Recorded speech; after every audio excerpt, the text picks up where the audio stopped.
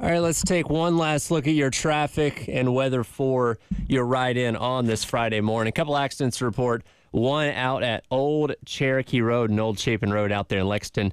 Another one at Highway 302 and Highway 6, as well as at I-77 accident right before Garner's Ferry, and one right after Garner's Ferry as well, and then one at I-20 westbound and Alpine. The rain has started a little bit this morning as I was driving in. Expected to persist throughout the weekend. Looks like it's going to be a little wet tomorrow for the game at Williams-Brice Stadium, so make sure you pack accordingly for that. Can't wait. Big weekend. This is your traffic and weather here on the early game.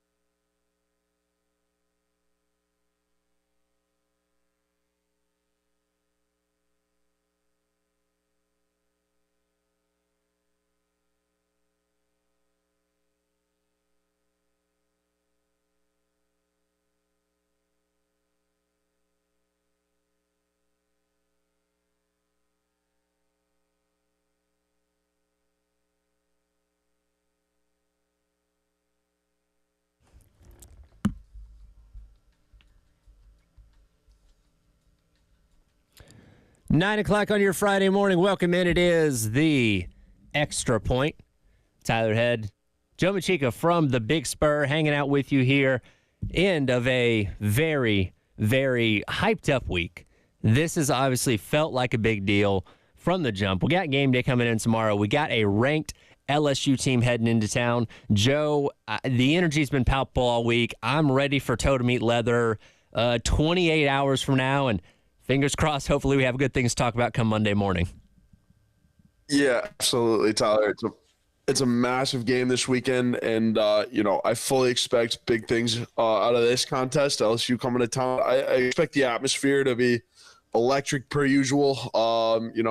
Williams-Brice Stadium has not been a place that you want to come and visit with a ranked number next to your name, and so I fully expect it to be great even through the rain. Game day's here, so it's a big game. It's the national stamp of the game, so I'm expecting energy. I'm expecting people to be there early, be there loud. It's a noon kick, so we're going to get Williams-Brice at its best, and yeah, LSU, man, it's a big one.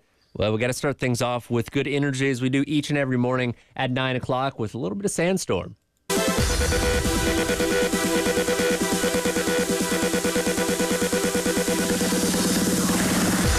That's right, it's 9 a.m. It's time for your 9 a.m. Sandstorm Pick-Me-Up, brought to you by South Carolina's largest injury law firm, George Sink Injury Lawyers. If you've been hurt in the car or at work, call George Sink now at 803 all nines. And Joe, we certainly hope to hear this song bumping quite a bit tomorrow in Williams-Brice. It's going to be playing anyway, but the more the merrier, because that means things are going well for South Carolina and hopefully affecting LSU and what's going to be the first road start for Garrett Nussmeier, who's been around college football for a while, but there's something to be said about going into Willie B, your first time starting on the road in the SEC, that hopefully can be a problem for him. Yeah, it should be. Again, the atmosphere is going to be a challenge for Nussmeier. And, taking over for Max Johnson. And, Max Johnson was, their guy. And, goes down week one. And so now Nussmeier brought up to make things happen for LSU and turn things around. And so this atmosphere is not an easy one to go into for your first road start. And I expect the crowd to fully, recognize that and play into that and be the difference tomorrow. And obviously we know Carolina has good crowds anyway. I mean, Williams-Brice Stadium is recognized as one of the best atmospheres in all college football. I think it was, 15th in EA Sports rankings, with the video game coming out a couple months ago and all that kind of stuff. And it's going to be hyped anyway. But when you add in the game day and, the national attention that's going to be on this game, that just ramps it up even more. And my advice to everybody out there is enjoy the hype around this game. Because, again, game day hasn't been here in 10 years. And there's a reason for that. Because South Carolina has not done as much of note in the past 10 years compared to what they were doing the last couple of years of the Spurrier era. You don't know how long the good times last for. And again, a week ago, we were not quite doom and gloom, but we weren't feeling great about how South Carolina performed against Old Dominion. They go out there and, laid the wood on Kentucky, and we're feeling great coming out of that. And again, a lot of hype going into the game this weekend. I want everybody to just enjoy this for as much as they can, and hopefully we're talking about a win come tomorrow afternoon. But even if we're not, try to enjoy the lead up to it, because, again, this is something you don't get every single week. Yeah, and it also goes to show you, Tyler, like, this is kind of where this program is going, right? This is the track that they want this program to go in, hosting game day a lot more often than you have been in the past couple of years, right? And so you got to keep this positive momentum going with these wins. It's a lot harder from here. After LSU, you've got one of the hardest stretches in college football. So yes, I'm with you, Tyler. Enjoy the momentum, enjoy the hype, because again, the schedule gets harder. You're gonna have to go through at least one or two growing pains here within the next month. It doesn't mean your season's completely derailed or anything like that, and the momentum's gone. But you're gonna have to slip up eventually, right? It would only make sense. But yeah, I'm with it. Enjoy the momentum, because there's a lot of it, and a lot of people are talking about this football team right now. And if you win this weekend, a lot more people are going to be talking about this football team right now. And we circled this game on the schedule when it came out last year, earlier this year, whenever it was, knowing it was going to be a big deal, because LSU is just a brand in college football. No matter what year it is, you're just going to assume they're going to be a pretty good team. And again, this is an LSU team that hasn't been here in a long time. I know the weather thing a couple years ago that switched the game to Baton Rouge, prevented that. But it's a team you don't see a lot in Williams-Brice Stadium, and there was going to be a lot of hype and energy around it anyway. But this is different compared to like Alabama coming up in a couple weeks, or the past couple years when you faced Georgia earlier on in the seasons, where, yes, anything can happen on a given Saturday, but going into those games, your chances of winning were a lot lower. This is a very winnable game. There are things about LSU that South Carolina can exploit and walk out with a victory tomorrow, and I'm not going to sit here on Monday with my mouth wide open saying, oh my God, I can't believe that happened. Like, no, there's a path for South Carolina to win this game and move to 3-0 this weekend. Yeah, there definitely is, Tyler. And you got to execute in a lot of different phases, offensively, defensively. I expect this defense to step up. I mean, this defensive line versus this LSU offensive line is going to be a battle I'm watching all weekend, right? We hear about this defensive line at South Carolina. Dylan Stewart continues to improve every week, which is crazy because he was so good week one and he was so good week two that, it just keeps going up for this kid. So that's one of the battles I'm watching. It's one of the battles that South Carolina needs to exploit and win. But yeah, there's a lot I'm watching. They can certainly win this game, and then if you win this game, Tyler, you're carrying all that positive momentum into Ole Miss, and then you start to. I mean, that's also another game they could win. They got to do a lot more. Sure. I mean, if they do win this game against LSU, though, like the spotlight is going to be on Ole Miss, and then like Alabama and Oklahoma. It's just the name of the schedule. And we brought this point up yesterday. I think it's important to remind people this is exactly where South Carolina wanted to be going into this game. We said in the offseason, hey, month September, if you can escape at 3-1, you're feeling pretty good about at least getting to that 6-win minimum to get back to a bowl game. You're at 2-0 right now. Yes, the first win was not pretty. You dominated the second win. And again, you have the opportunity to beat a LSU team tomorrow to potentially, and yes, I'm not trying to count chickens before they hatch, but Akron is a very bad team that if you beat LSU this weekend, you should have no problem with Akron coming next weekend. You could be staring at 4-0 in the month of September. And yes, October gets a whole lot harder, but you could realistically walk out of September without having a loss. Again, LSU can win this game tomorrow, but the path is there for South Carolina to have this fan base feeling really good after the first month of football. Yeah, and exactly according to plan for Coach Beamer and company, right? Everybody inside this program knew that they were going to be at this point, right? I feel like the common denominator is belief in this program.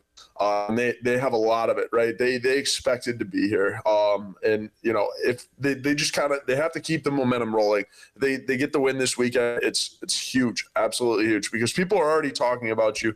nationally. And so, yeah, if you can beat LSU, everyone's going to be talking about you. And I don't know if LSU is going to be ready. Like, I don't know if they're taking the atmosphere of Williams-Brice seriously, because, I mean, national brand that has to come in and play like every team. They get to see every team's best. So the atmosphere is every team's best. So I don't know if they're aware of how bad Williams-Brice can be. I do think those are the kind of things that play into South Carolina's advantage, that it is going to be a hostile crowd. Remember, they're an hour behind us as far as time goes, so it's an 11 a.m. kick local time in Baton Rouge. So they're coming off of playing a game a little bit earlier than they normally would or typically normally would. And look, the first two games have not gone the way that they wanted them to.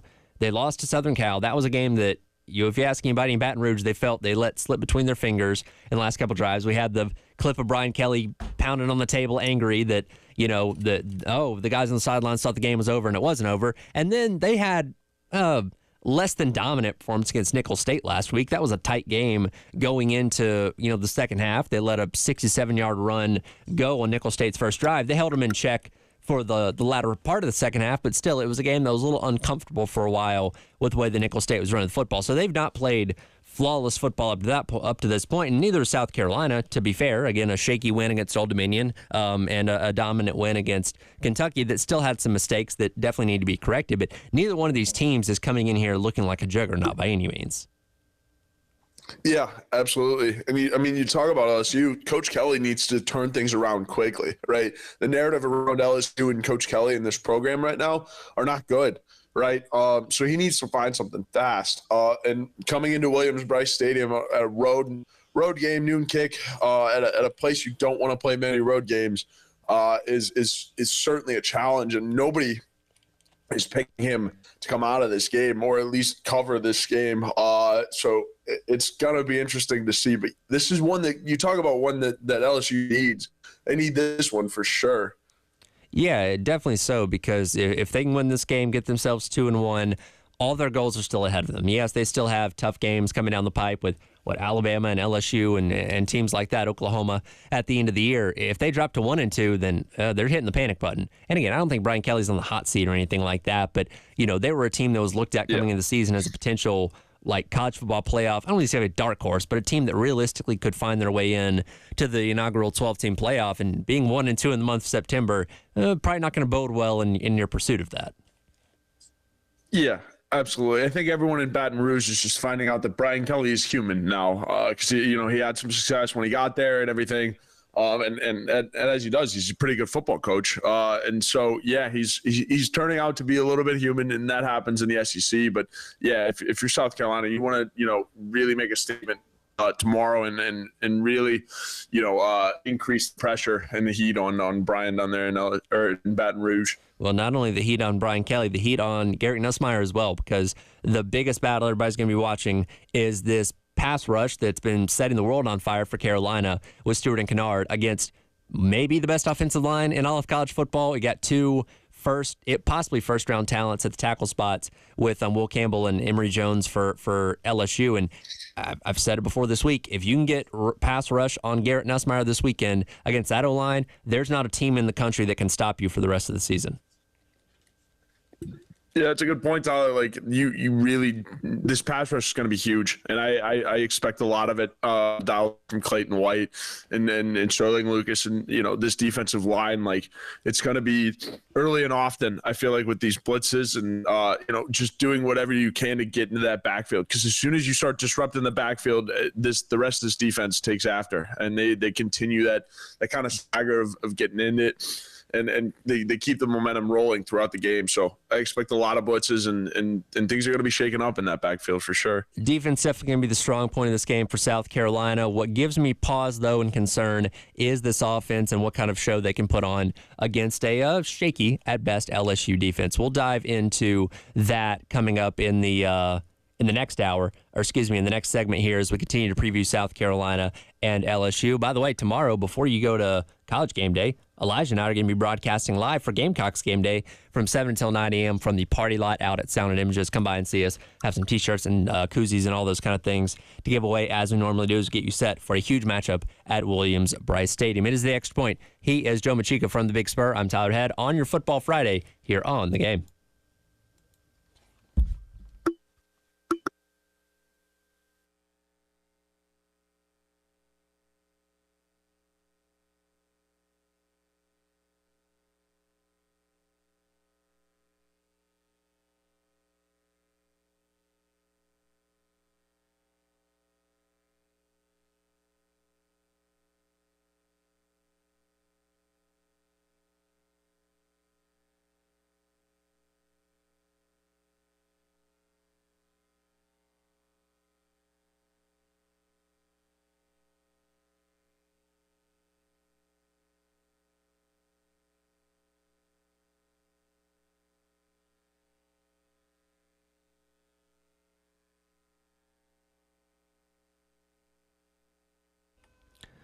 Tyler Head here for our friends over at Canty Foundation Specialist. I tell you about them all the time, but just another reminder. If you're starting to notice some things around your home that are a little bit odd, you could be in for some serious foundation issues. Those things might include cracks in your exterior brick, cracks in walls or above windows and door frames, doors and windows that might be sticking a little bit, uneven or bouncy floors, or cracks over your garage door. If you notice any of these issues with your home, again, could be some serious foundation problems. That's where our friends at Canty Foundation Specialist come in. Go online to schedule an appointment today at cantycanfixit.com. They'll send a professional out to your home to evaluate what's going on and get you and your family fixed up right so you can live comfortably going forward. Again, go online to schedule an appointment today at cantycanfixit.com for our friends at Canty Foundation Specialist.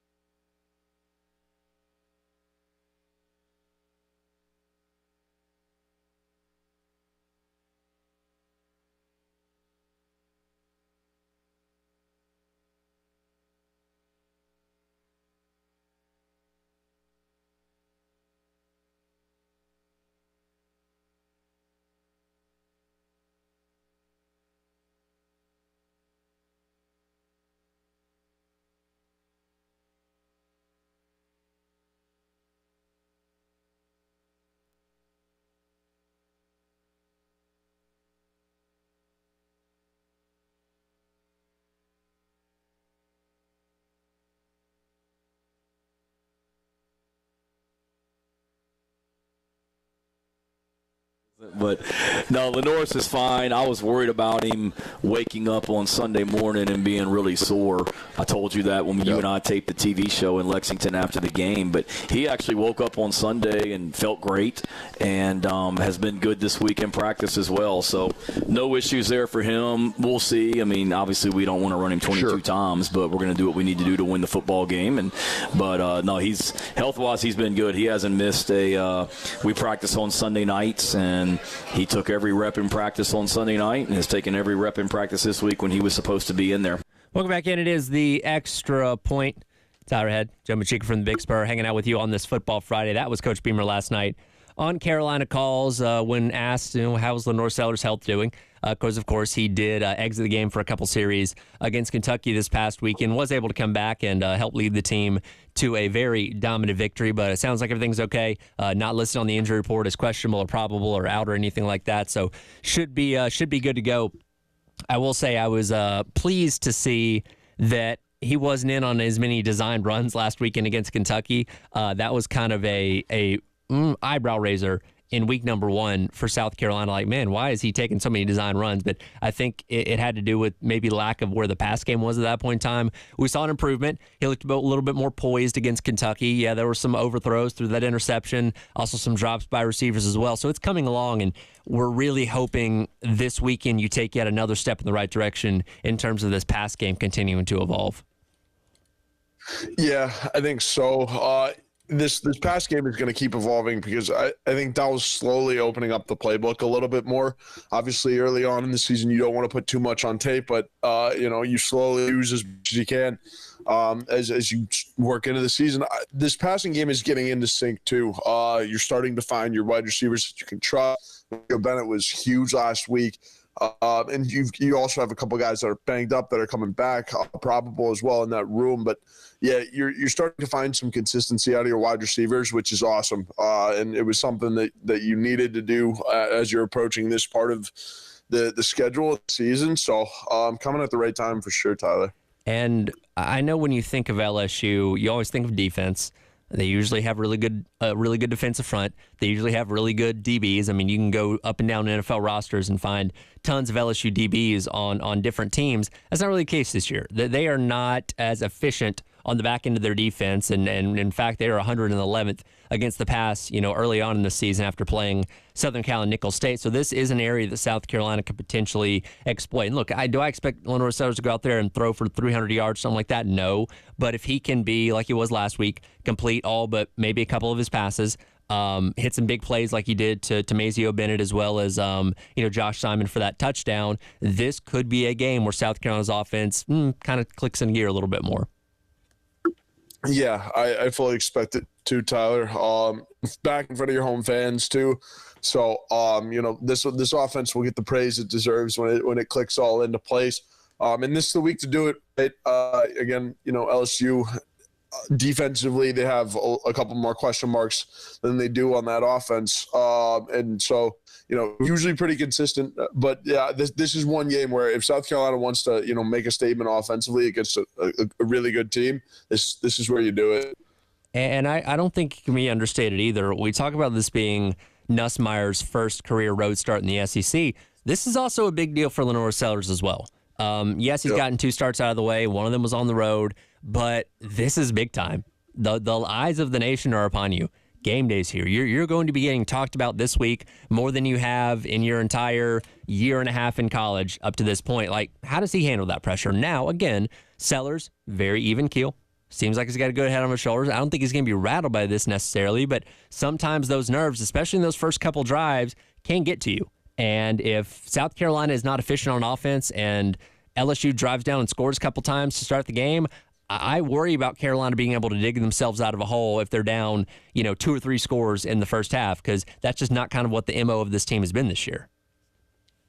Yeah, absolutely. And, I think Lenoris, too, you mentioned his even keel demeanor. Respect the specs. Like, if he comes out and is efficient from the jump, or at least mildly efficient from the jump, South Carolina should win this game, right? Because that's all they need out of this offense. We know it works. They just have to find efficiency and consistency in this offense. Be able to go down the field and kind of even if you're not going to score or these drives are still out, make them long, sustained drives. Execute from start to finish. No 3 and out. 3 and out is your worst enemy in a game like this, especially noon kick, big game like this. Yeah, you can't afford many 3 and outs.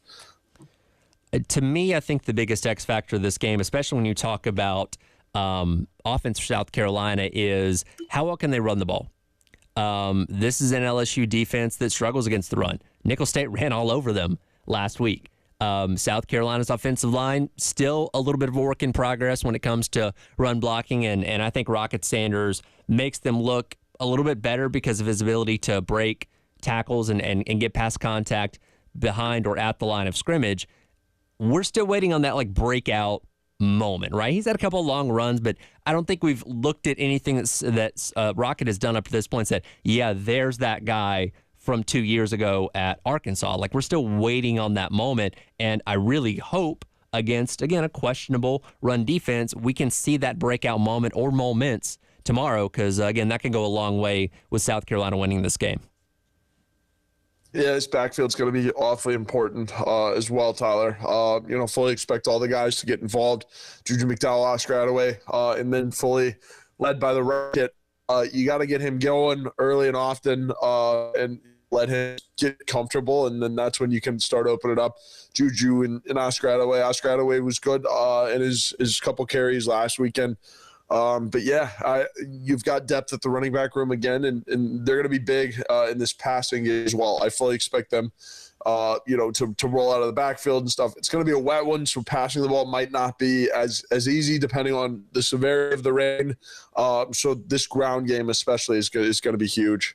Absolutely. And I brought this point up yesterday as well on the show that I think tight ends could play a big role in this. When I look back, because again, Blake Baker is the defensive coordinator for LSU. He was at Missouri the past 2 years. Last year against Missouri, Trey Knox had the most receptions for South Carolina with 5 in that game. Was not the leading receiver yardage-wise, but was targeted more than anybody else in that game. And when you talk about a zone defense like LSU's going to be running, finding the gaps in there and getting the ball to your receivers or tight ends in this case is going to be the big key to moving the ball down the field when it comes to the passing game. And I feel like when you look at the tight ends, obviously a lot of faith in Michael Smith. We know what Joshua Simon brings to the table. I think they could play a really big role in this game tomorrow. Oh, absolutely, Tyler. And again, it's going to be muddy. It's going to be yucky. It's in those type of games, tight end to get going.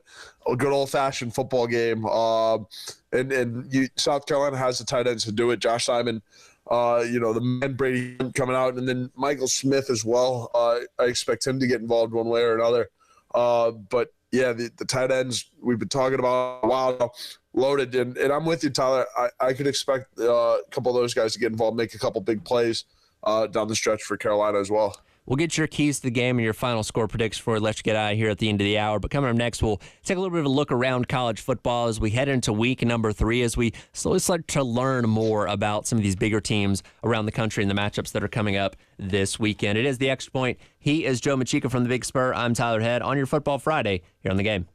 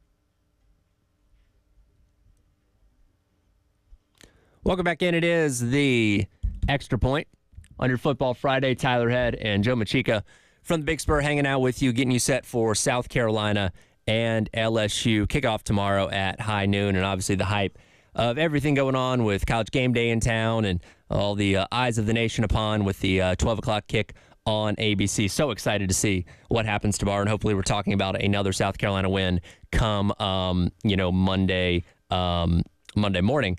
And plenty more things to get into in regards to what's going to happen with South Carolina coming up tomorrow. But I want to get into some things going on around the world of college football as well. And Joe, you're probably the best person to speak to this. It was not a good day in Notre Dame country last weekend with the loss to NIU there at the very end. What's the mood and the vibe around the fan base up there in South Bend?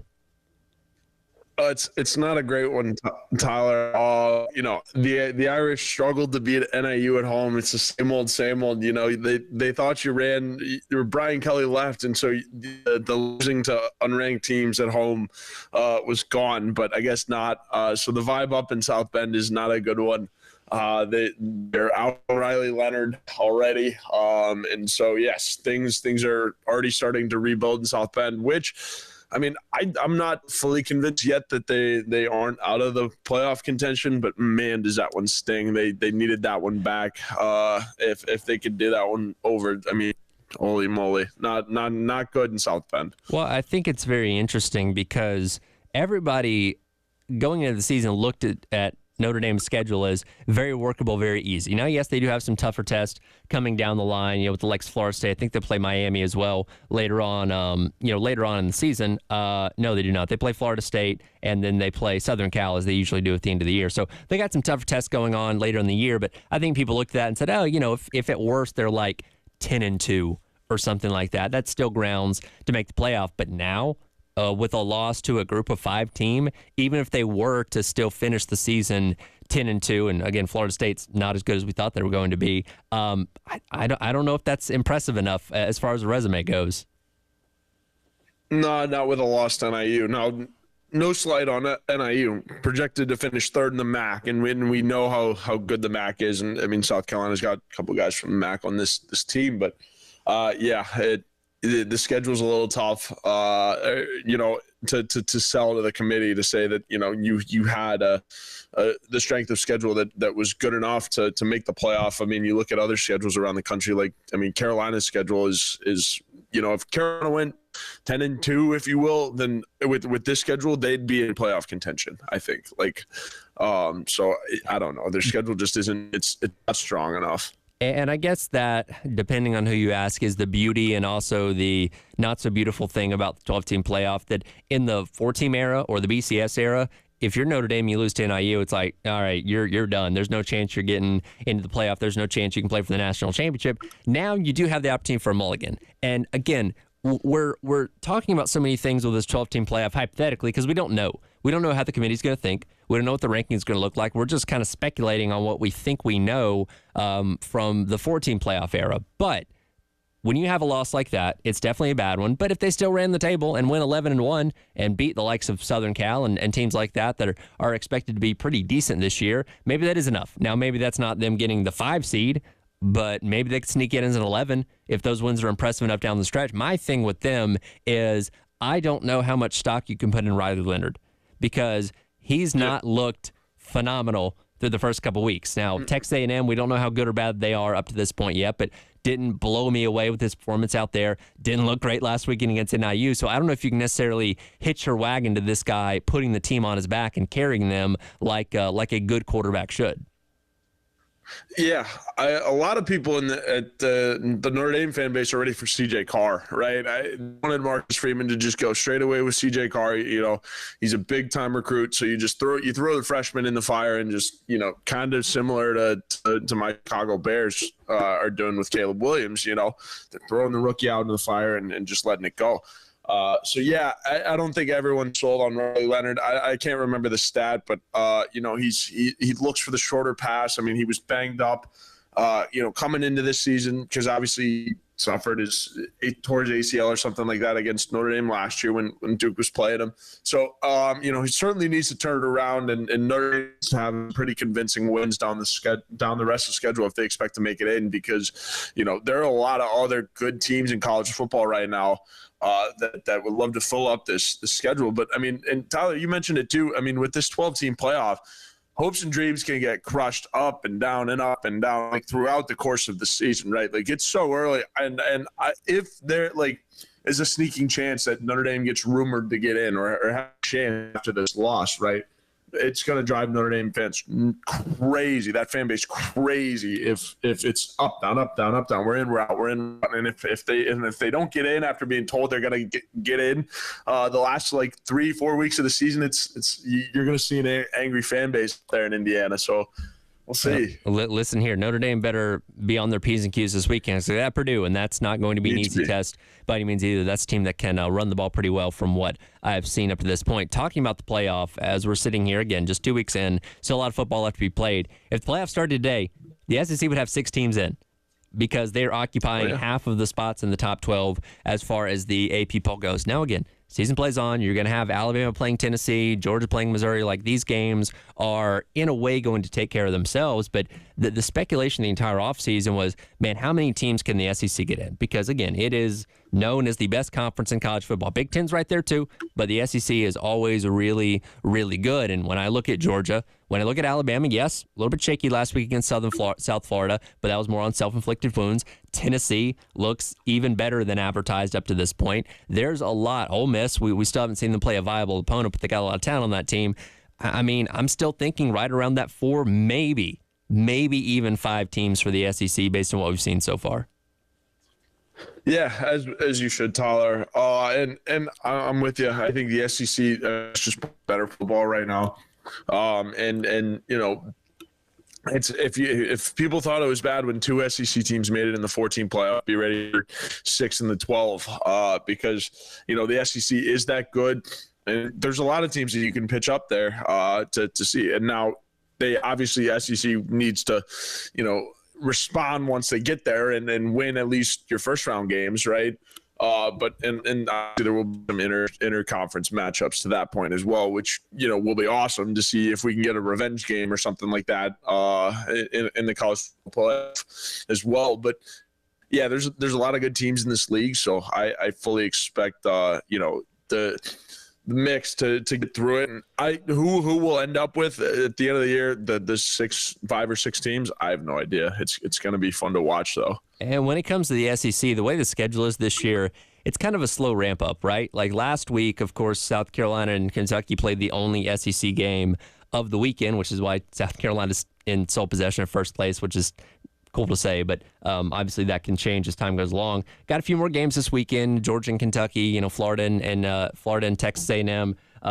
Start ramping up a little bit more the next weekend as you get, for the most part, conference games across the schedule, with Carolina playing Akron and Ole Miss playing teams like Georgia Southern. But once we really get into week 5, that is when everybody is in full conference mode, and then we're going to start seeing that self-cannibalization and seeing who separates themselves as the true elite and best teams of the SEC for the stretch run leading up to that 12-team playoff.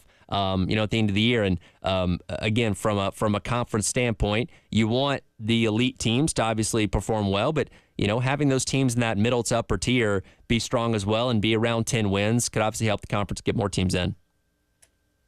Yeah, absolutely. And again, the matchups that are coming down the pipeline for the SEC during this regular season, it's going to be electric to watch, Tyler, because there's so many good games, right? So many good teams that it almost, especially as you go towards the end of the year, right? The South Carolina-Missouri game could mean a lot for Missouri. And again, it does is it pushes the playoff back a little bit, right? There's more meaningful games down the stretch of the season, which, the 12-team playoff accomplished. And, again, I can't wait to see who comes out of the rubble because, again, it just means more in this conference. Everybody's good. So, who can, have the consistency that you need to continue to go week to week, and find success in this conference.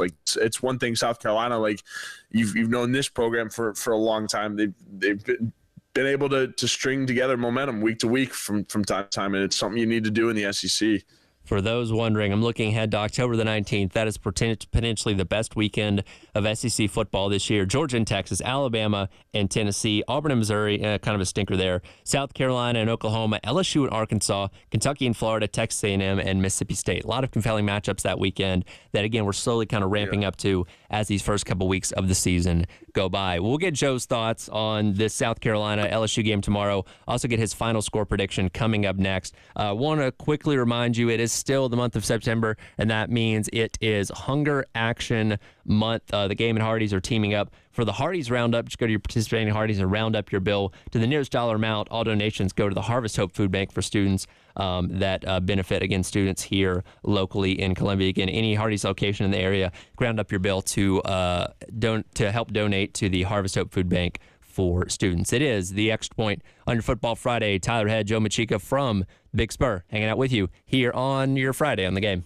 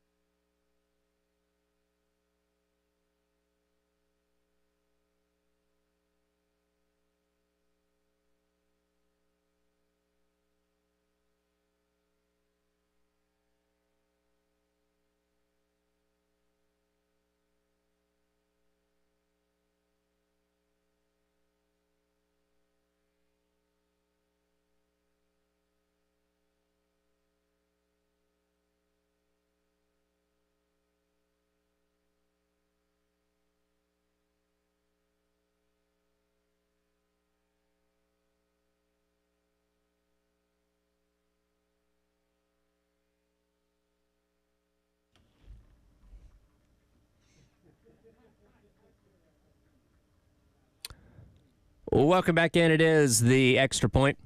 Tyler Head, Joe Machika from the Big Spur with you on this Football Friday. Again, we are about 26 hours away from Carolina and LSU kicking things off at Willie B tomorrow. We'll be in the midst of College Game Day as of right now. I don't know what segment would be happening in the fourth segment of the 9 o'clock hour, but I'm sure we'll be approaching McAfee's kicking segment. I'm sure he'll have already said something controversial up to this point. Nick Saban will probably be giving us a good breakdown of some other game going on around the country, and we'll be right at 2 hours away from Dawn Staley taking the stage to be the guest picker tomorrow. I saw a lot of people upset with that yesterday, by the way, which I don't get. You have the greatest women's basketball coach in the game right now, fresh off a national championship. I said this yesterday. I think her and Nick Saban should take all their trophies over their career, put them on the desk, and see if it fills up the entire desk, because it probably will. Oh, very easily, Tyler. I'm with the pick. It's the obvious one. I'm with it.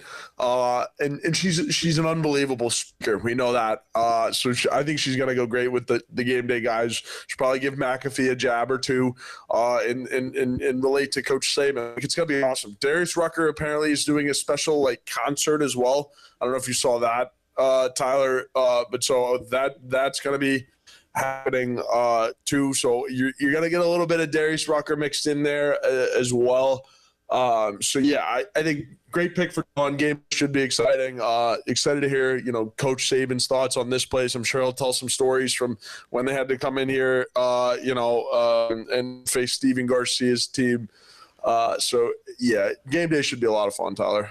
Yeah, absolutely. And I know some people brought up that Garcia maybe should have been the guest picker just for that awkward interaction between him and Nick Saban. Well, look, Nick Saban's not lost a lot of games through his career. I don't think he's necessarily losing sleep over what happened here at Carolina. They ended up doing okay in the couple years after that. But it's going to be cool to see the center of college football be here in Carolina. And let's be honest, they're very fortunate to get this, because you have Alabama and Wisconsin happening tomorrow as well. That seemed like, to me, the obvious pick for game day. I know Big Noon Saturday is going to be out there for Fox and all that kind of stuff, but the fact they chose South Carolina for this game against LSU is very fortunate. And again, as I implore people at the beginning of the hour, enjoy the hype around it. Soak it all in. If you've never been to game day, go. It's a cool experience, and just take it all in and hope that this is the start of much more of this coming down the pipe.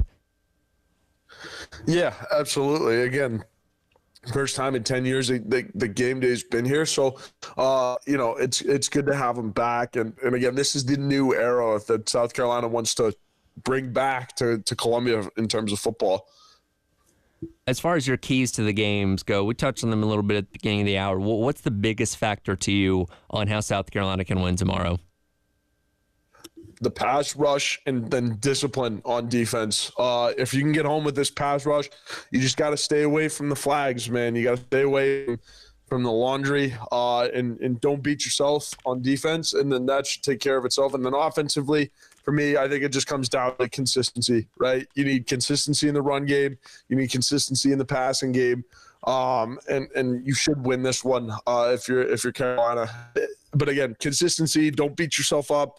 And if you can just play a relatively clean game and not get way too emotions of it. LSU's an emotional team. We've seen that the first 2 weeks. Don't get too wrapped up into the hype of this game and just play your game, play it to the best of your ability. I think you can come out with a win for sure. Hanging on to the ball is going to be so important, and that seems like a obvious answer. Yes, you don't want to turn the ball over, but we've seen, I don't want to say it's not carelessness necessarily, but Lenore Sellers has put the ball on the ground a couple times, and I guess that does have to go back to the fact that his pass protection is not as good as it has been, and he's thrown some interceptions. You cannot give LSU free possessions, especially in short fields tomorrow, because that can end up being a killer. You have to protect that ball better than you have these first couple games to make sure you're not giving this Tigers team a free pass at anything. Yeah, you can't be, Tyler. And you need takeaways as well. It was something they did so well against Kentucky. They forced and generated turnovers, this defense. And so if they can continue to do it against LSU, I mean, obviously with Nussmeier, you might be able to, because this crowd noise is certainly going to take them back. I don't know if LSU's expecting a rowdy atmosphere, or as rowdy as it gets in Williams-Brice. So you gotta generate a lot of turnovers too, and I fully expect this defense to be able to. Well, and we know that's kind of been the calling card of Clayton White's defense in his time here at South Carolina. Is they're one that generates a lot of takeaways, and we know last year when they weren't doing that, they weren't winning games. So again, a good start of the season in that regard, and we hope to see that continue tomorrow. That would spell hopefully a win for Carolina when it's all said and done. Right about a minute left here. Score prediction. What's this final score looking like tomorrow?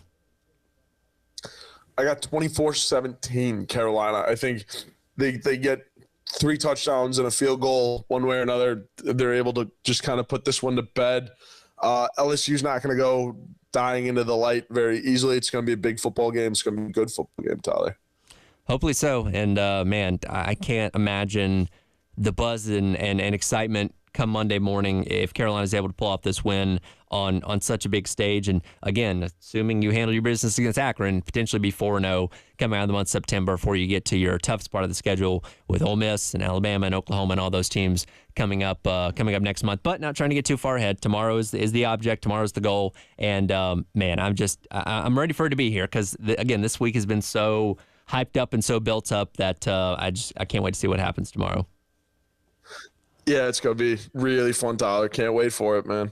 So get out to game day tomorrow. Trying to get yourself on TV. I'll be looking for you. I may be out there myself too. Yeah. Once we get done with our Gamecock Game Day show at the party lot and Sound and Images, because man, just like I said, take it all in, enjoy it, because you don't know when this is going to happen again. Yeah, absolutely, and hope your sign's good, Tyler. Hope you can come up with. Hope you can find a good sign.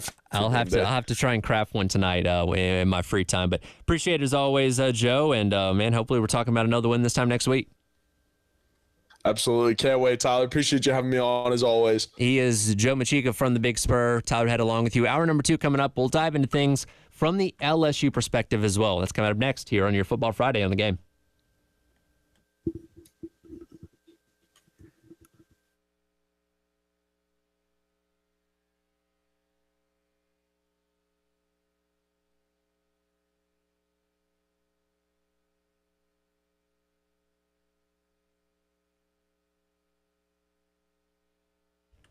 Tyler Head here. You always know I'm excited to tell you about our friends over at Twin Peaks, especially this time of year, because, man, there is so much happening in the month of September.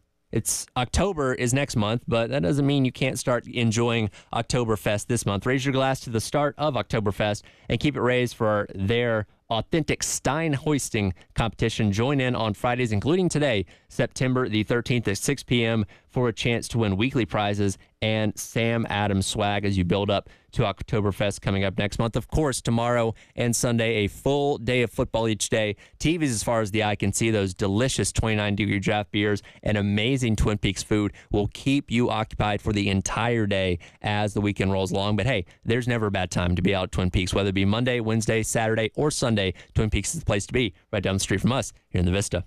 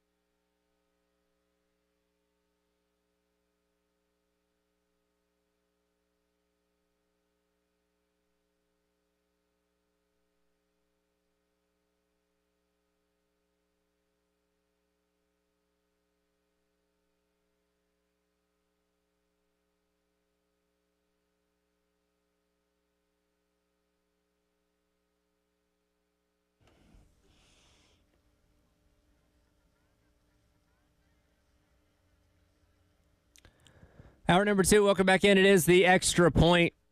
Tyler Head along with you here on your Football Friday here on The Game.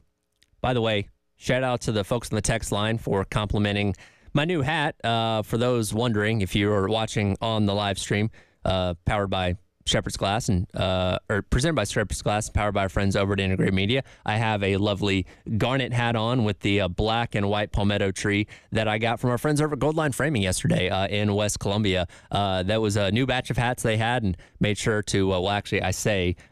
It was gifted to me by Chris's wife, funnily enough, as she was out there hanging out with the show for us yesterday. So thank you to her. And this great hat, again, it's out there at Goldline Framing West Columbia. I think they actually sold out of them yesterday, but they did say they are going to get a new batch coming in here very, very soon. But yes, definitely enjoying the hat and appreciate the folks over at Goldline for having them and me getting one yesterday. We were out there doing our show. So we've spent the majority of the week, rightfully so, because again, we're home in the Gamecocks here, talking about this game tomorrow from the perspective of South Carolina, what it means. We know it's a huge deal.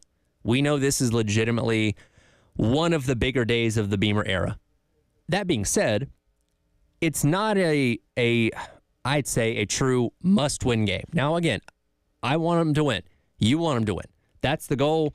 Whenever you line up and kick a game off, is you want to go out there, you want to beat the opponent. But if South Carolina doesn't win this game, it's not, oh my God, the season's over, oh my God, we're terrible, those kind of things. Now, yes, if you go out there and get your doors blown off 56-3, then we're having tough conversations come Monday morning. But if Carolina lost like a 3-point game at the very end, 20-17 on a last-second field goal, it'd suck, and we'd be like, man, let that one get away. But you're still probably feeling pretty okay about this team, and they'd be right where, again, in the offseason, we kind of expected them to be, or hoped they were going to be in the month of September, where we said the goal would be at worst 3-1, essentially splitting the Kentucky and LSU game. You already won the Kentucky game, and if you win the LSU game, hey, congratulations, you're looking at 4-0 heading into a tough month of October. But again, even if you lost, I still feel like most people would be pretty okay with it.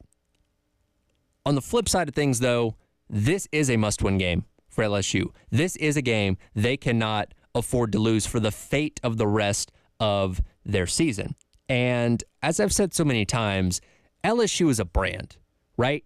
LSU is a team that you don't have to know anything about what they did in the previous year, what they're doing in the current year. You just naturally kind of assume they're going to be pretty good. And they're going to have a lot of talent on both sides of football. And that's not any different this year. It's just maybe not quite as much as it's been in years past.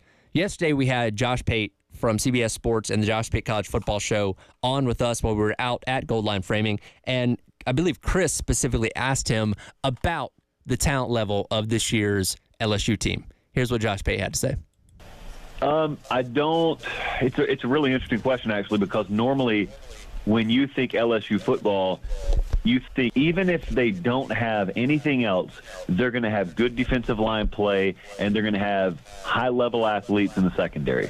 Well, that is not this year's LSU team. It wasn't last year's LSU team. And last year's LSU team had a Heisman Trophy quarterback on it for just good measure. But the things that you can count on LSU having, they didn't have. Now, what Brian Kelly did, I'm sure a lot of you guys have talked about this week, and we talked about it all spring and summer if you're a college football fan, is he went and hired really, really good guys on the defensive side, just like Lincoln Riley did at USC. So Brian Kelly made the right moves. My question when they came in, those coaches, as it still is now, is what do they have to work with? And I'm not sure still, either in the secondary or up front, that they have the kind of premier depth and athleticism and versatility, especially up front, that your vintage LSU teams will have had. Now, this is speaking as sort of first world problem for LSU, because they're still really, really good players. They may not be as deep and as high level as they normally are, but they're plenty capable of competing in every game they play. They're capable of winning most games they play. You're looking already at a situation where their back's against the wall because they lost in week 1, and the prospect of going 1-2 through the first 3 weeks for LSU when they still have 4 or 5 more losable games on their schedule it kind of puts us in a situation where we're looking at the first must-win of the season for one of these major teams. And the point that Josh brings up there is a really good one. As I alluded to a moment ago, you just naturally assume LSU's a very talented team. But compared to teams of years past, this one, not quite as measurable. Do you remember the game of the century with LSU and Alabama back in 2011? 9-6 game, went to overtime. LSU won the all-field goal game, and then they rematched in the national championship. There was like 30 NFL guys in that game on both sides of the football. And a lot of them, of course, were on LSU's team. That's where you had, Tyrann Mathieu, the Honey Badger. You had, Barkevious Mingo on that defensive line, Odell Beckham playing wide receiver for them. They were just chock full of NFL caliber talent. And that's not saying they don't have any of that this year. It's just a little fewer and farther between. Kyron Lacy is an NFL caliber wide receiver. The only reason he wasn't the focal point of the offense last year is because there was 2 already first-round wide receivers in Malik Neighbors and Brian Thomas Jr. We've talked plenty about their 2 future NFL offensive linemen, and Will Campbell at left tackle and Emory Jones at right tackle. Like, those guys are going to be playing at the next level. Harold Perkins on defense, currently a middle linebacker, is also going to play on Sundays as well. But it's not this who's who full list, complete roster of guys that are going to go out there and tear it up on Sundays. There's talent, but it's more spread out than it has been in the past, which again allows South Carolina the opportunity to attack things that they haven't been as good at here in recent years, like the defensive line, like that secondary, as Josh was alluding to. But when you look at what this game means for them going forward, they already lost to Southern Cal. And again, that was a game that there's a reason Brian Kelly was banging on the desk, because he thought he let it slip through their fingers that his team became too competent at the end of the game and let their guard down. And Southern Cal drove down the field, got a touchdown late, and ended up walking away out of Las Vegas with a victory. LSU's trying to avoid going 1-2.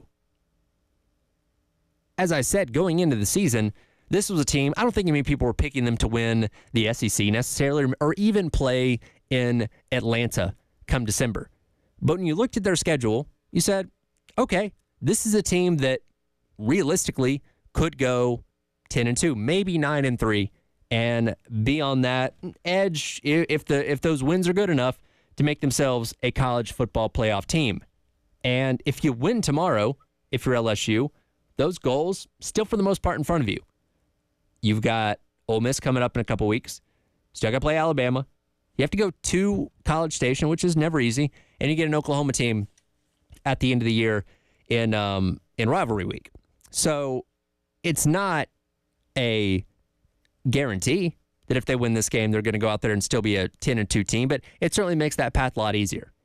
But if they drop this game and they don't really have any more mulligans after this, going undefeated down the stretch for them is not, I would say it's not going to happen, quite frankly, especially if they lose tomorrow. So a lot of pressure riding on this game, a lot of pressure riding on Brian Kelly as well. Because, and look, we've known him to be a good coach for a long time. You don't just backdoor your way into playing for a national championship or leading a team into the college football playoff. Now, yes, when those Notre Dame teams played, funny enough, Alabama both those times, and even when they played other big BCS bowls, they routinely got handled by better, physical, more athletic teams. But he still got them there, and that's worth something.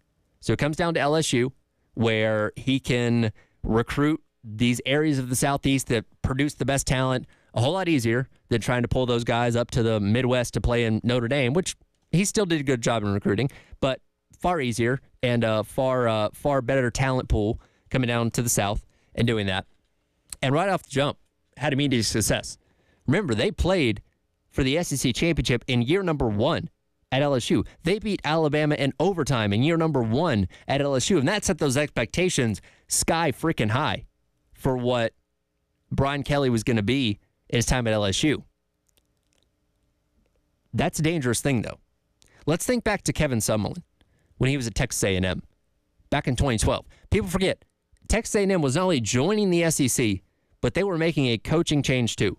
Summerlin comes in, first-time head coach in the SEC with this unproven redshirt freshman quarterback, and they go out there and set the world on fire, beat Alabama, Manziel wins the Heisman. We know the story very well up to this point. And that had people's expectations so high for what the Sumlin era was going to be in this brand new conference. And they never lived up to it again because they had success too early. And again, Brian Kelly's not on the hot seat. Brian Kelly's not in favor of losing his job. But I think a lot of people in Baton Rouge, if the Tigers lose this game tomorrow, are going to be looking at that saying, did we peak too early? Did we fly too close to the sun in year number one and we're never going to get back to that point? Because guess what? The SEC is not getting any easier. Georgia is already the top dog. Alabama shows no signs of slowing down. You're just bringing in a Texas team that's fresh off playoff appearance. Ole Miss is loaded up in the portal and looking good as ever. You know what I mean? So that opportunity to stay at the top like you were a couple years ago, they might feel like it's passing them by. And for them, the pressure is on tomorrow. Garrett Nussmeier has never started a road game in the SEC. He's coming into a hostile environment. The crowd's going to be rowdy, whether it's going to be raining or sunshine or whatever it may be. That's worth something. How does he handle that? Now, he's going to have good protection up front. If Carolina can get back there and rattle him, force him into making mistakes, I think that goes South Carolina's way. And again, if that happens, what's the faith and confidence in him going forward for the rest of the year, still having to go up against the Alabamas, the Ole Misses, these other teams that can generate some good pass rush as well? We'll have to see. But I truly feel like for tomorrow, the pressure is a lot more on LSU to prove to people they are what most people think they are than it is for South Carolina. And not to say there's not pressure on South Carolina, because there absolutely is.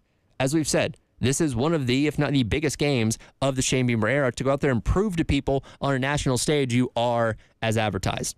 We'll see what happens. We'll get some more perspective from the LSU side of things. Yesterday, myself and Terry Ford, we talked to Wilson Alexander from the Advocate down there in Baton Rouge to get his thoughts on this LSU team as they prepare for this matchup tomorrow. Re-rack that conversation for you coming up next. It is the Extra Point. It's our head along with you on your Football Friday here on The Game.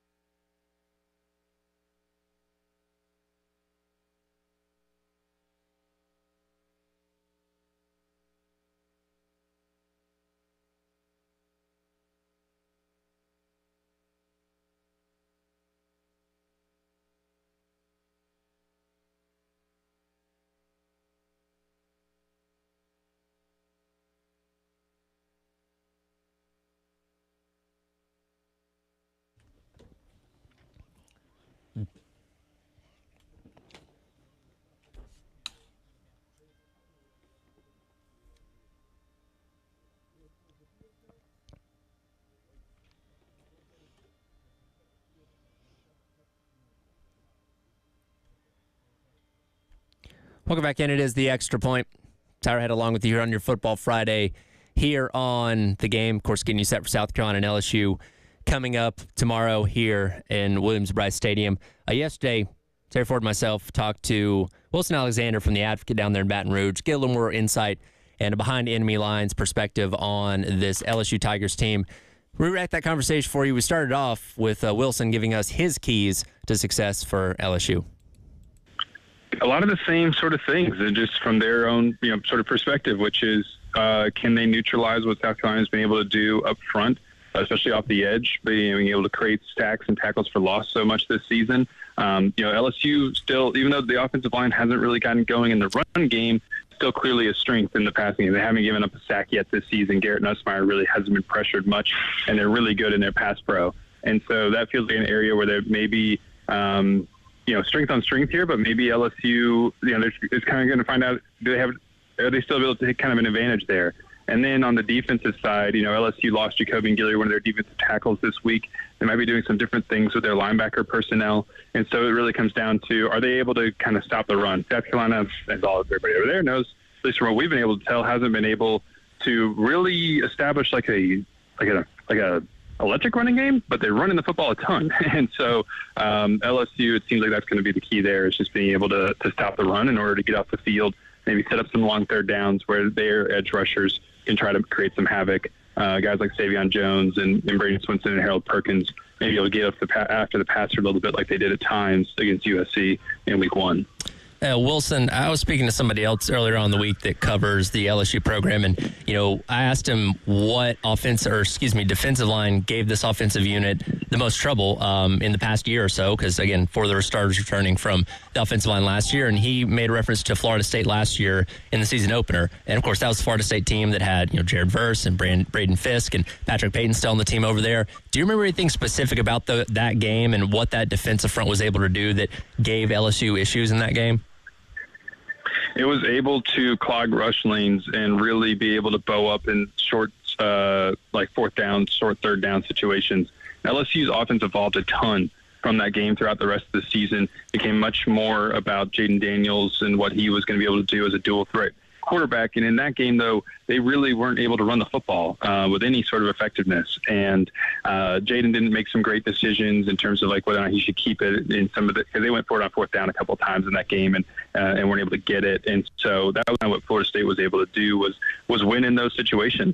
And that's sort of what caused LSU problems again against USC in week 1 was sort of, there was a 3rd and 1 in particular in the second half where LSU just rushed up to the line of scrimmage after a completion on second down, tried to hand the ball off, and USC bowed up and made a stop, forced LSU to punt, and then 3 plays later took the lead again. And LSU, that was when they were up 17-13, and they never were able to come back and retake the lead in that game. And so that's kind of what we've seen at times when LSU's offense has struggled over the past year, is really when they haven't been able to create a push up front and move a defense off the ball in those key critical moments. And that's what South Carolina would have to be able to do as well. This LSU offense is much different than it was under Jaden Daniels. It's still kind of that same commonality. Wilson Alexander hanging out with us from The Advocate, talking LSU football here on the Halftime Show. Terry Ford, Tyler Head on The Game. All right, Wilson, the offensive line, obviously much is made of Campbell and Jones, the 2 tackles, and the fact that Garrett Nussmeier has not been sacked this year and has been hit maybe twice, and that was by cheerleaders pregame. He stays clean, and there's been no heat put on Nussmeier. But the flip side is the run game. Again, Pro Football Focus isn't the end-all, be-all, but Will Campbell and Emory Jones, their run blocking grades are below average. And the line as a whole is nowhere near as good in the run game blocking as they are as fantastic in pass protection. What's going on with that? Have you get into investigative reporting on this whole thing? Help us, please. Well, yeah, we've been trying to sort through it and figure it out this week. Brian Kelly was asked about a lot this week, and here's the perspective from him anyway. Take it for what it's worth. Is that LSU, he says, has been getting a lot of loaded boxes where teams think they're going to try to run the football. They've been a lot of 7- and 8-man fronts, extra hats, and so against Nichols this past weekend, when they only rushed 21 times for 64 yards against an FCS team, he said that they had 35 or 36 run plays called, and they only ended up running the ball 21 times because they would check out of things at the line of scrimmage into more favorable looks. Now, maybe that's a head coach trying to kind of spin things, because LSU has just not been able to be effective running football whatsoever. Other than a little bit of a stretch in the third quarter against USC, this is an offensive line that surprisingly has not been able to generate a push up front, and the running backs haven't been great either, outside of John Emery, who's now out for the season. And, so it's really surprising, because that was expected to be the strength of this team with the offensive line. All offseason, Kelly talked about them having a retooled run game really built around this offensive line. It's an experienced group. Will Campbell and Emery Jones are guys who might be going in the first round of the draft. Garrett Dellinger and Miles Frazier have been 3-year starters as well. This is 4 of offensive linemen who have played together for 3 years now. And now they did a lot of different things in the run game the last 2 years. When you have Jaden Daniels, there's a lot more inside zone read, and they're trying to do different stuff now with like counters and pulling linemen and stuff like that. And maybe that those different schemes just haven't taken yet, because they have not been able. They haven't gotten knocked off the football, but they also haven't been able to push anyone off the line of scrimmage. Looking at things defensively, a lot was made this offseason of Blake Baker coming in to fix this defense that was such a big problem a season ago. Of course, past 2 years he had been at Missouri and held South Carolina under 15 points in both the games when he was defensive coordinator out there in Como. Of course, the personnel is different, but how similar is the defense he's running at LSU to what he had at Missouri the past couple of years? Philosophically, it's the same. This is all about havoc and creating disruption. His goal is to have a 25% havoc rate when you look at, throughout the course of a game. So tackles for loss, sacks, interceptions, pass breakups, and forced fumbles. And they did a really good job of that against USC. Their havoc rate was like 27%. Xavier Jones, a senior defensive end, had 2 sacks. They had 5 tackles for loss. They created some forced fumbles, even though they didn't actually end up having the opportunity. And so that wasn't the case this past week against Nichols. Maybe I think, though, that had a lot to do with Nichols' offensive strategy. With a lot of running the football, getting the ball out quick, sort of neutralize some of that.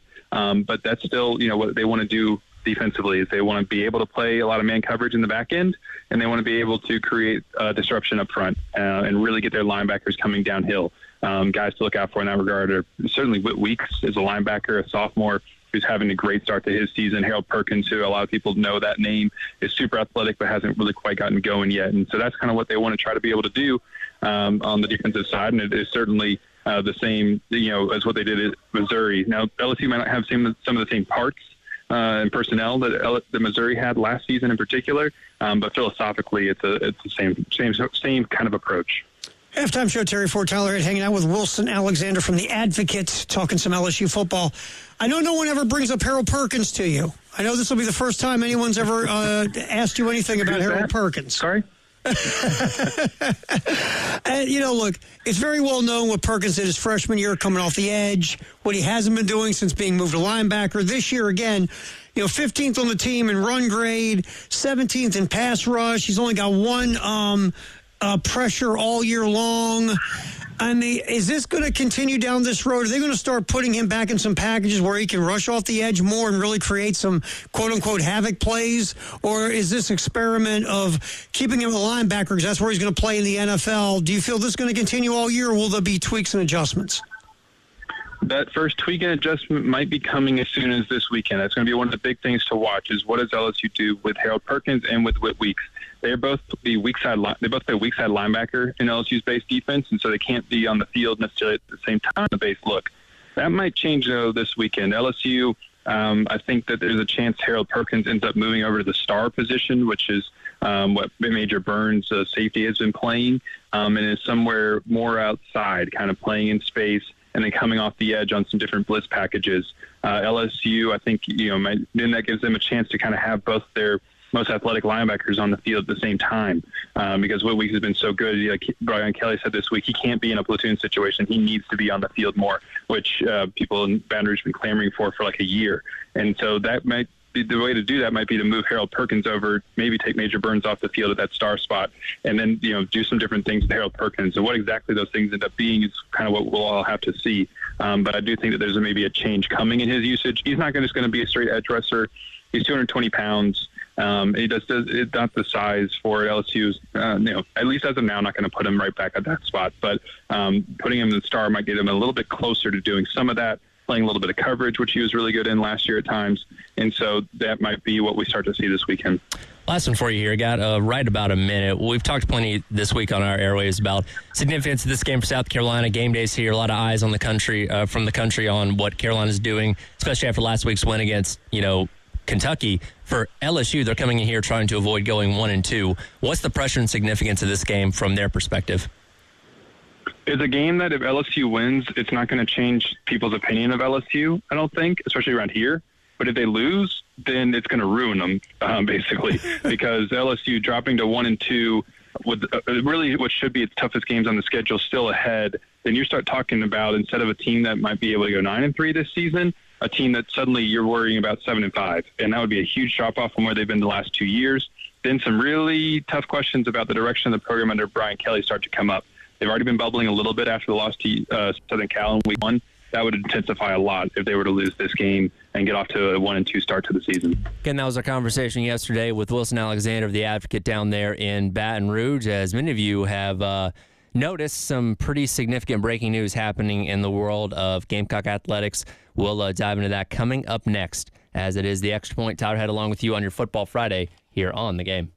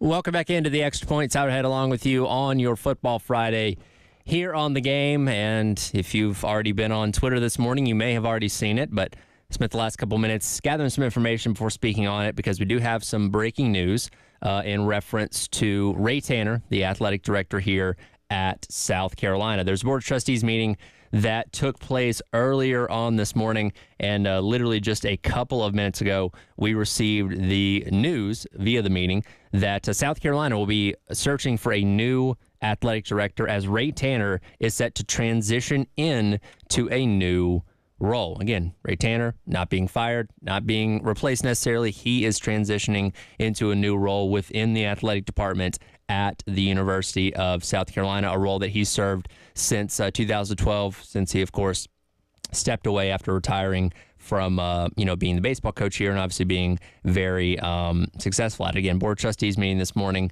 that ultimately decided on all this, and the news came out. Now, this is a decision from Ray Tanner himself. He was not being forced into this. This is per David Cloninger reporting for the Person Courier. It was his decision to change his role and remain with the school. So there is going to be a search going on now in reference to who the next athletic director is going to be. At this point in time, I don't have any information on who the leads are in that. I don't have any information on who, they are, wanting that to be or anything like that. Again, this news just coming out here in the past couple minutes. I do have the official press release from the university that came out a few minutes ago. I get the email like everybody else in the press does, and I'll just go over some of the highlights here.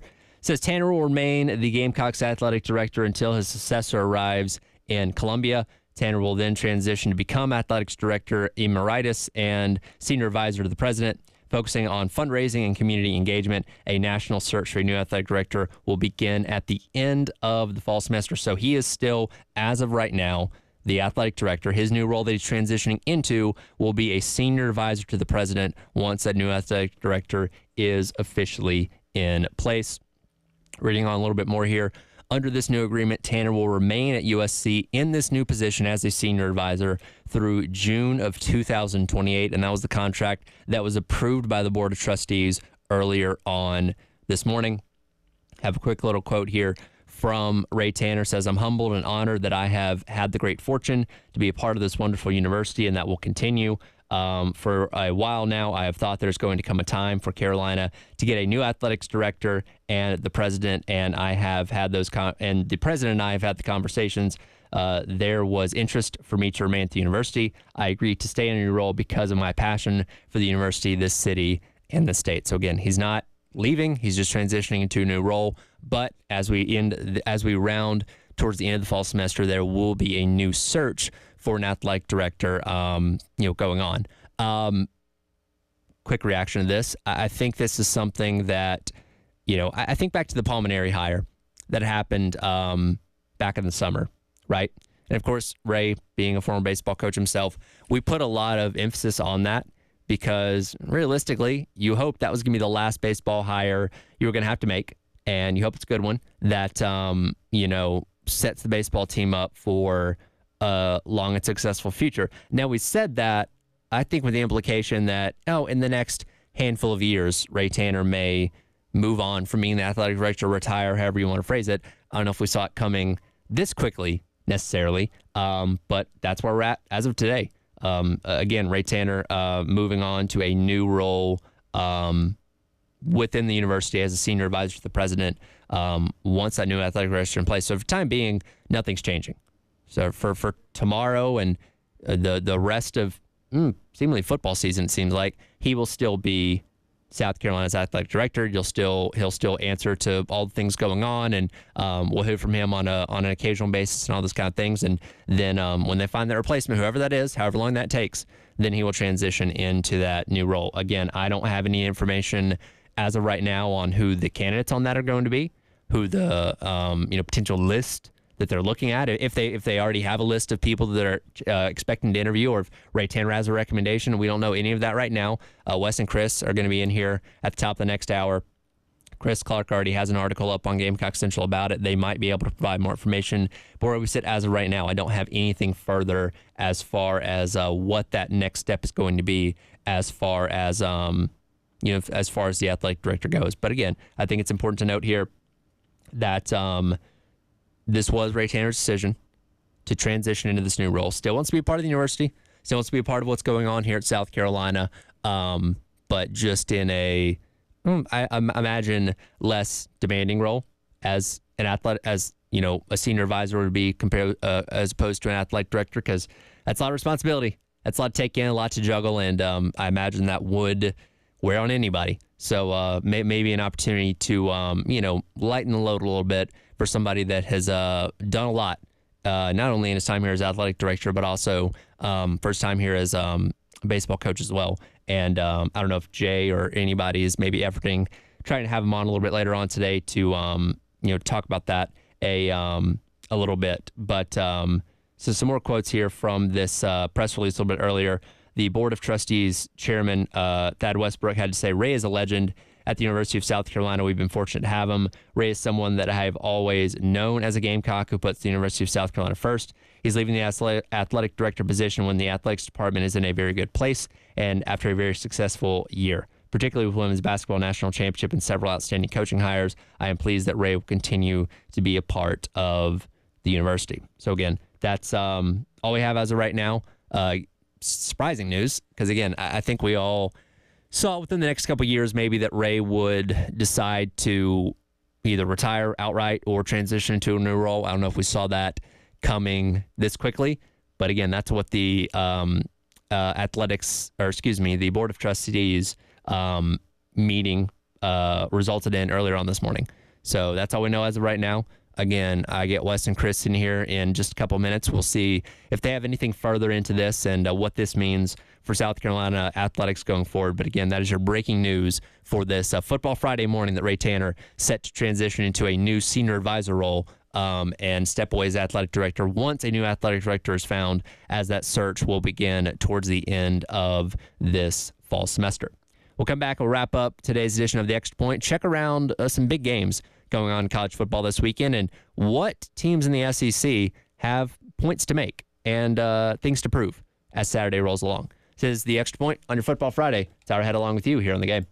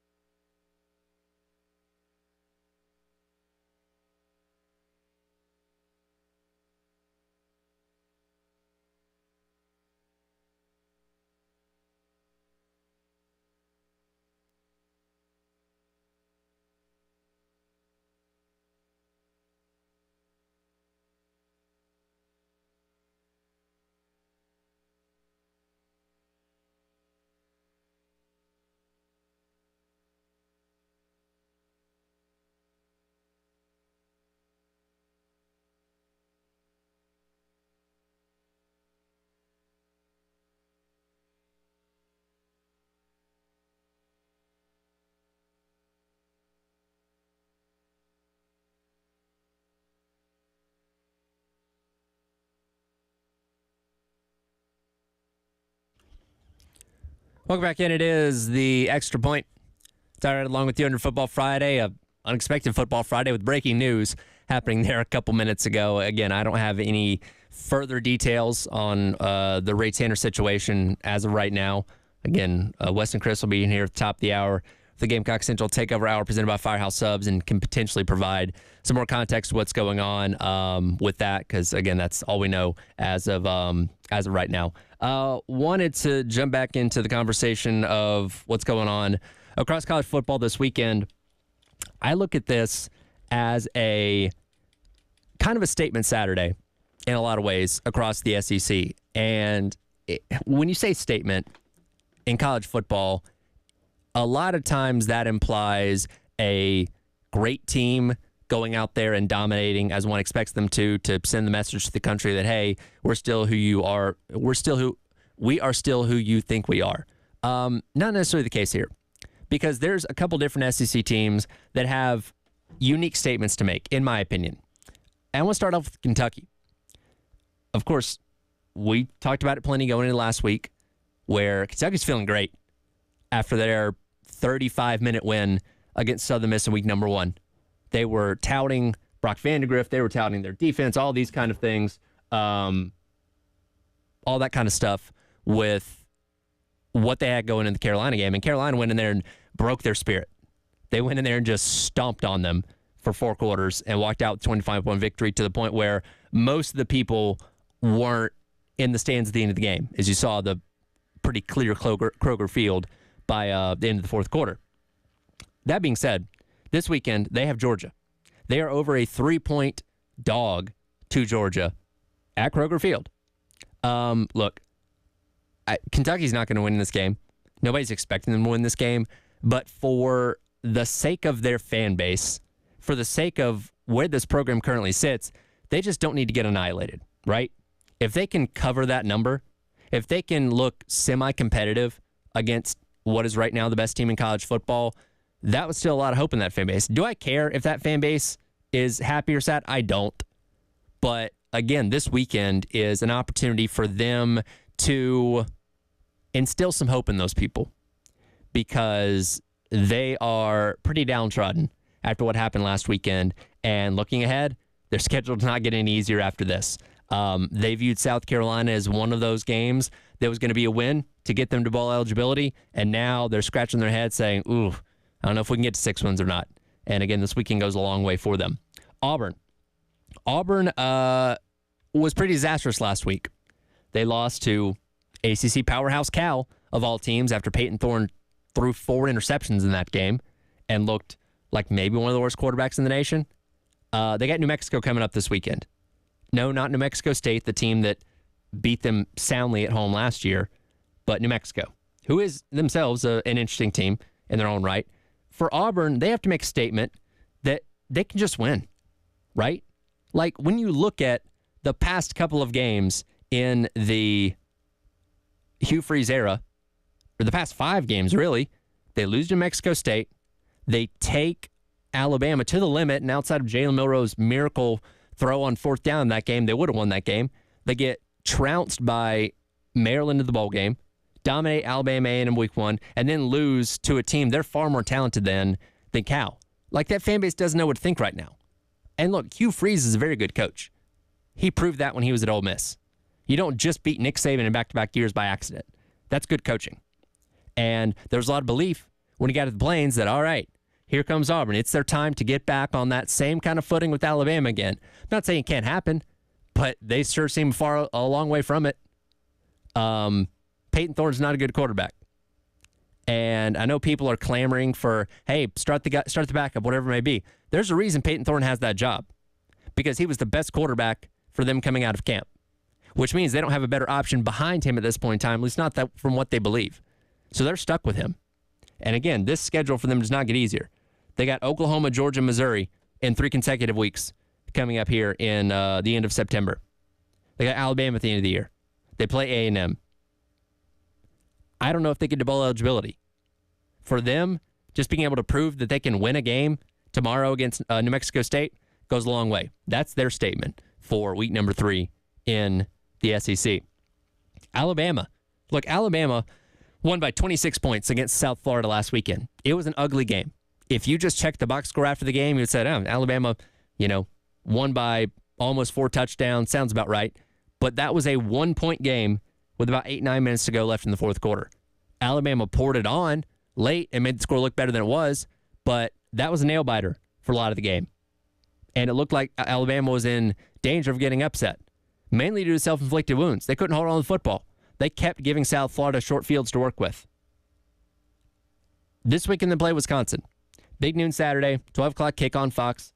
The eyes that aren't on South Carolina will be on that game because it's the other big premier noon matchup tomorrow.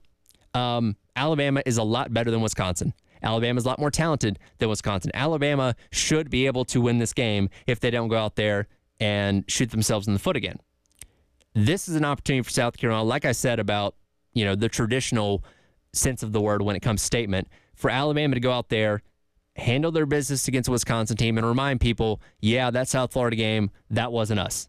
That was a blip on the radar, much like it was last year. We're back to business as normal against this Wisconsin team, which I think they have a very good opportunity to do. Missouri. One of the 2 ranked-unranked matchups this weekend is Missouri and Boston College, a game that nobody was going to pay attention to prior to the season. Boston College beats Florida State in week number 1. Missouri has not allowed a point yet this season. This game takes on a lot more intrigue. I think Missouri should be able to handle their business here, but for them, the statement is don't trip up on this unexpected test. Again, nobody thought this was going to be a game. Everybody thought, Boston College, whatever, low-end ACC team, replacing their head coach, Bill O'Brien coming in there, going to take some time to build it up. Missouri should roll that game easily. Not so fast. This is a tricky Boston College team.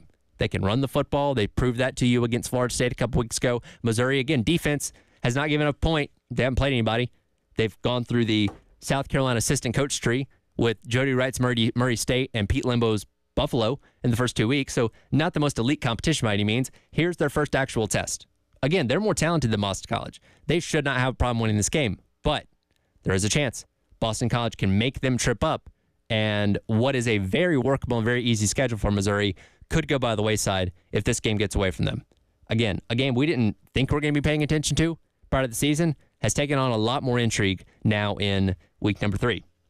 And lastly, as far as statements go, and yes, I'm not including South Carolina and LSU in this because we've talked ad nauseum about statements and what this game means to both those sides. How about Oklahoma playing Tulane? Oklahoma has won both of its games to start the season, including by 45 points against Temple in week number 1.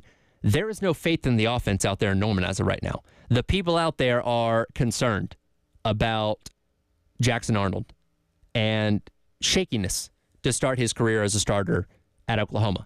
The offensive line is a work in progress. They replaced the entire one this offseason. It's leaving a lot to be desired as of right now. Tulane handled Kansas State for a lot of that game last weekend. They kept Everett Johnson almost under 50 yards passing in the first half. This is a good Tulane team. Remember this team that played in the Cotton Bowl and beat Southern Cal a couple years ago. This is not an easy game for Oklahoma.